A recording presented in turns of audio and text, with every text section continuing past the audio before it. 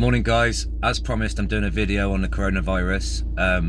I'll start by saying I've had people delete me on Facebook because of this now. I'm falling out of a lot of people over it, and it's purely because I'm just not happy with what I'm hearing. Like I'm really sure that we're being lied to, and over the next few minutes I'll explain why.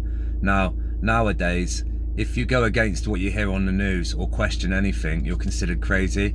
Now, I'm not a doctor or an internet geek or a viral specialist or anything like that. I'm just a regular self-employed guy whose business has gone to shit, and I'm looking at all my friends and family and all of their businesses is gone. Schools are closed and the whole country and the world economy shut down, and I want to know why. Nowadays, just stating an opinion makes you crazy.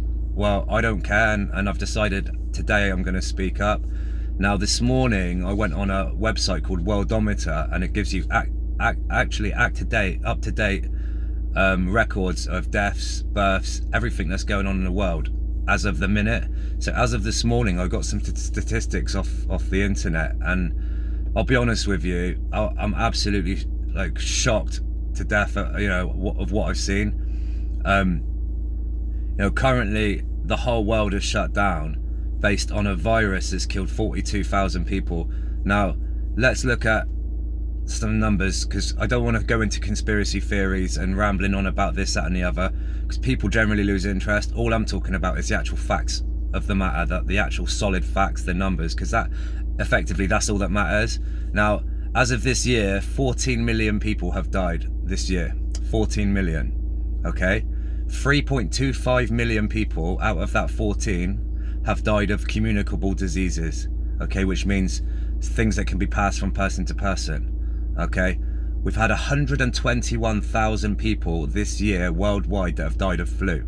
121,000 people have died of flu, okay? We've had 1.9 million children under the age of 5 die. 1.9 million, okay? 77,000 women have died during childbirth. 77,000, okay? We've had 1.2 million people die of smoking related illnesses. We've had 625,000 people alcohol related illnesses. We've had 420,000 people die of AIDS. We've had 337,000 people die in traffic accidents, okay? The coronavirus has killed 42,000 people this year. 42,000 people. Now, if that doesn't ring alarm bells, I don't know what does.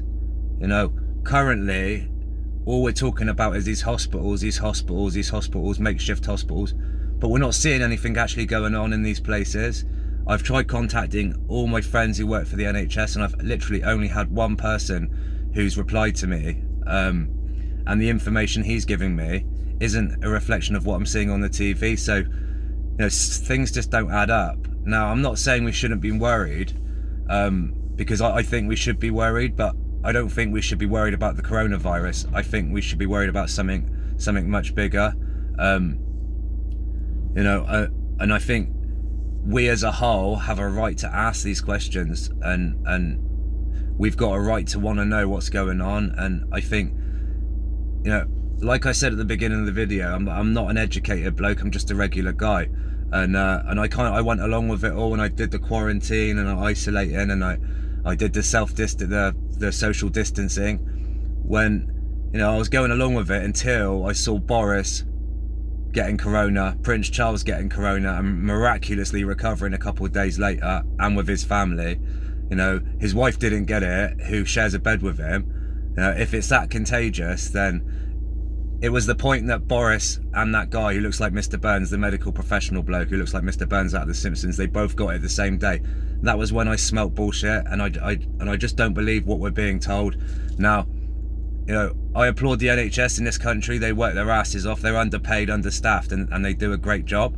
But I just think there's more going on, and if it's just me, then fine. But I'd love to know what other people think about this. And like I said, I don't think we should be afraid of corona, but I think we should be afraid of something. So, yeah, I look forward to your feedback.